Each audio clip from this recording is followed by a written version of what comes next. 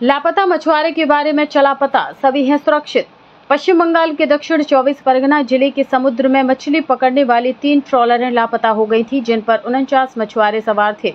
उनकी तलाश जोर शोर से की जा रही थी, लेकिन 4 दिनों तक समुद्र में गोता लगाने के बाद इन मछुआरों के विषय में जानकारी मिल गई है। एबी नीलकंठ ट्रॉलर सुंदरवन के चंदखली फॉरेस्ट कैंप के पास पाया गया है। वन विभाग के अधिकारियों ने ट्रॉलर को बरामद किया है। भारत बांग्लादेश सीमा गोसावा इलाके से बरामद किया गया है और सभी मछुआरों को सुरक्षित कैंप में लाया गया है। मंगलवार को एक अन्य मछुआरे के ट्रॉलर को बचाया गया था। मत्स्यजीवी संगठन की तरफ से सभी मछुआरों को कैंप में रखा गया है और उनकी देखभाल की जा रही है। 4 दिनों तक खुले समुद्र में तैरने के बाद उनके सुरक्षित मिलने से परिवार वाले काफी खुश हैं। आपको बता दें कि कई मछली पकड़ने वाले ट्रॉलर 10 सितंबर को गहरे समुद्र में मछली पकड़ने के लिए दक्षिण 24 परगना जिले के डायमंड हार्बर क्षेत्र में सुल्तानपुर मछली पकड़ने के बंदरगाह से निकले थे और उन्हें 15 सितंबर को वापस लौटना था। हालांकि रविवार को जबकि अन्य मछली पकड़ने वाले ट्रॉलर बंदरगाह पर लौट आए, 49 मछुआरों के साथ 3 ट्रॉलर वापस नहीं आए थे। ট্রলারটা এই সময় চলে গেছে, তখন হাওয়া বাতাস কিচ্ছু নেই।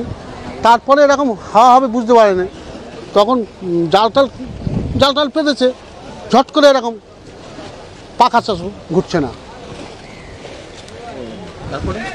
তারপরে একজনে টানলো, সে টেনে আর আনতে পারছে না। এখন কি ওদের কি খোঁজ পাওয়া গেছে? এখানেই আছে, পুবে চলে গেছে। ওটা ক্ষতি হবে না।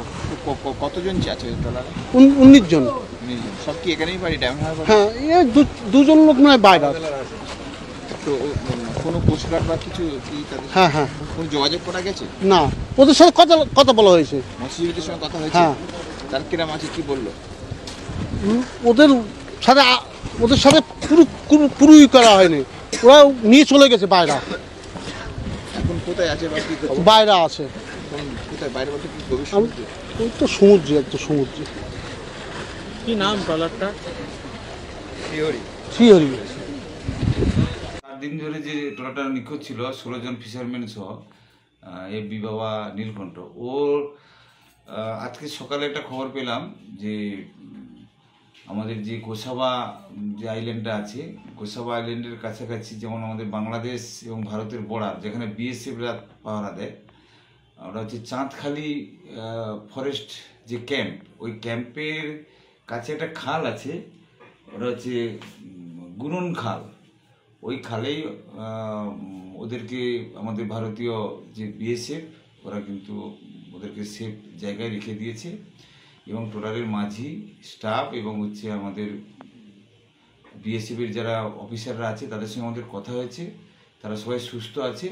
অ্যাকচুয়ালি ওটা হয়েছিল কি, যেখানে ট্রলারটা ছিল ওখান থেকে ওই বাতাসে ওদেরকে ঠেলে ঠেলে একেবারে ওই জঙ্গলের ধারে, যেটা হচ্ছে ভারত বাংলাদেশের জঙ্গলের ধারে, যেটা হচ্ছে গোসাবা, ওইখানেই হচ্ছে ওদেরকে ঠেলে রেখে দিয়েছিল।